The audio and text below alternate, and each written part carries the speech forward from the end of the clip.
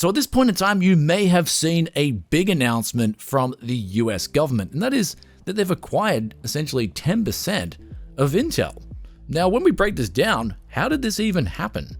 Well, essentially they had $8.9 billion in upcoming grants that they decided to advance, and in turn, they gave the US government essentially 10% of their company for a quick cash injection, which in ways screams that maybe Intel is in dire straits than more than anyone even thought. But if we look at their financials, they're actually in a lot of trouble already. They're a company that's actually not profitable in 2025, but also when we look at their revenue, that's severely dropped off, and couple it in with an inflation factor on top of that, it's really bad. But then if we go over to their profitability, as we said before, they're now in the red. Even just compared to 4 years ago, we've seen this massive drop off from Intel. So did the US government really acquire a company that had a gold star above it? And for me personally, it looks like a bronze star or even less, because what we've seen with Intel, especially over the last decade, is a company that just hasn't been competitive enough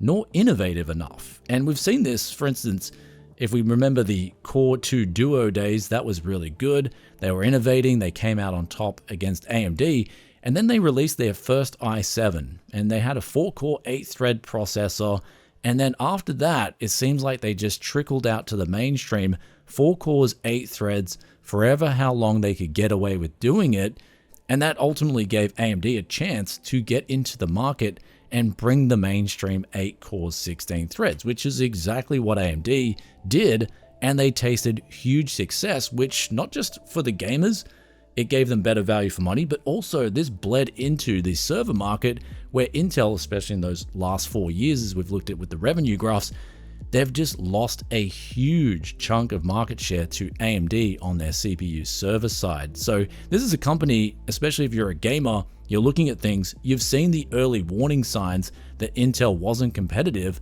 nor were they innovative enough, but then it's really started to show in the last couple of years especially. And if we look at another example here with their Ultra series, here is a product that they released that had lower performance, especially for gaming, than their previous i9 14900K flagship. For instance, if we look at their Ultra 9 versus the i9 before that, we got less performance for gaming. But also that i9 was plagued with stability issues. And we saw this even with the i9 13900K, where that had stability issues too, but I believe recently they've sort of patched this where the 14900K, its max clock speeds are apparently 5.3 gigahertz, which makes it really only 100 megahertz all cores, faster than that of the i9 12900KS. So when it comes to delivering stability as well as high performance for gamers, they've really made a mess of things in the last few years, coupled in with the fact that their power efficiency for doing all this is really far behind that of AMD, especially their X3D processors. So we've seen the CPU side of things really play out poorly for Intel, but then if we look at the GPU side of things, this is where it's playing out in an even worse fashion.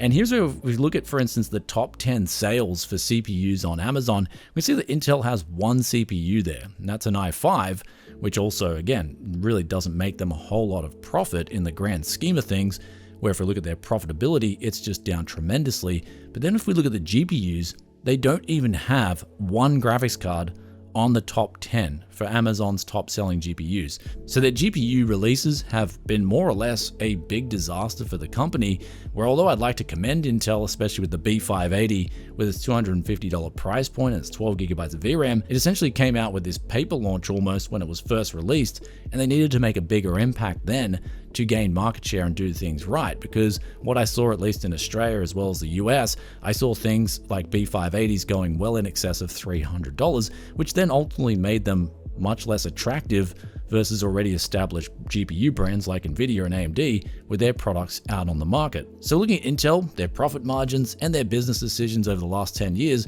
it has been nothing short of a disaster for them. And looking back in hindsight, they probably wish that they had stamped out AMD when they had the chance by just offering much better value when they could have.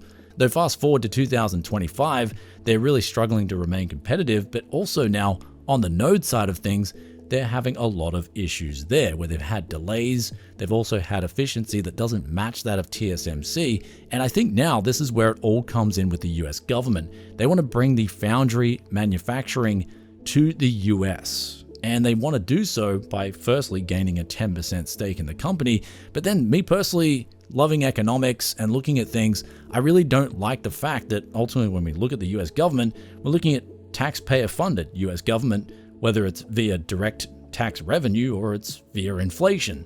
And so essentially when we break it down, the US taxpayer is funding this deal with Intel, which if I was a taxpayer in the US, which I'm not, I'm an Aussie citizen, naturally the inner me would be pissed off that we got this company that's been uncompetitive, has had a bad track record, especially the last 10 years, and now you're hypothetically deciding to use my money to fund this ordeal. And that's basically the thinking here behind the US government essentially doing things outside of what a government was traditionally designed to do. And that's provide things like infrastructure, provide emergency services, things like that to keep society going. But looking at this from the US government's point of view, this would obviously be a no-brainer for them because they were already going to give Intel concessions, whether it's via grants, that's money that's delayed, via tax concessions, or things like direct investments, and that's giving Intel certain real estate or whatnot. But what I found most interesting about this deal was it seems kind of like a desperate attempt from Intel, where before this deal was made, the US government was actually requesting that the recent CEO of Intel step down. And that's due to what they believe was him having close economic ties to China, where essentially the US is seeing itself in massive competition with that of China, especially when it comes to technological advancement in 2025. So looking at it from the US government's point of view, they definitely won out in terms of getting this deal where they actually acquired the stock for even lower than that of market price as well, which means that they got essentially a discount on this 8.9 billion. So when you're looking at it from that point of view, it does make a whole lot of sense in the bargaining process versus Intel's side, whereas looking like in ways they are desperate to get an immediate cash injection because perhaps finance is not as good as they say it is. But this is where Intel, the only way going forward, is a company that's had massive layoffs in the last year, by the way, with staff numbers dropping. They have to do almost the impossible, and they have to turn around a lot of different fronts on their business to essentially turn this sinking ship into smooth sails. And how they can do this is ultimately, I believe, and what the US government would want to do here is focus on the foundry first, where we can see that Intel's actual node process has been quite uncompetitive in the last few years, where if they can get their node process right, this will then give benefits to every other part of the business, whether it's their GPU manufacturing or their CPU manufacturing by giving out better efficiency. So it really focuses on Intel getting their node advancements on point and competing with that of TSMC, which they're currently falling behind in this department big time. Now, if they can miraculously, and I do believe it's the likes of a Hail Mary here, if they can turn this around and start gaining market share with a very competitive node, they could see themselves selling to other companies that traditionally TSMC would be selling to and claw back market share there, but also that would have just such big synergy for the company and its product offering. So it really just focuses now on their foundry process and getting real huge leaps and bounds ahead of what they currently have. So this is where it boils down to the question of, can Intel do it and can they turn it around? And that's where the skeptic in me says no, but anything's possible. And yeah, we've seen it done before with especially AMD and Ryzen. They really turned things around there, but Ryzen really just focused on one thing, and that was their instructions per cycle and getting the best CPU to the market back when they had the chance. And they actually sold off their foundry division because it was uncompetitive versus the likes of even TSMC at the time. So AMD, I feel like in the past, they made some smarter decisions when they're on the deathbed, so to speak. And as opposed to Intel, it seems like they want to just keep control of everything.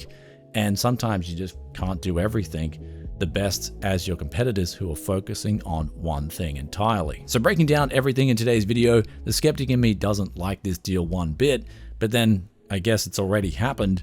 And so fingers crossed that Intel can become, I guess, really innovative really quickly and turn their sinking ship around and ultimately give us gamers a much more competitive product, whether it's a CPU or a GPU. But that's, again, the skeptic in me says it's a very hard path for Intel, but I love reading your thoughts and opinions as always. Let us know in the comment section below what you think of this whole thing. Do you think it stinks? Do you think it's a great thing? Love reading those thoughts and opinions as always. And with that aside, I'll catch you in another tech video very soon. Peace out for now. Bye.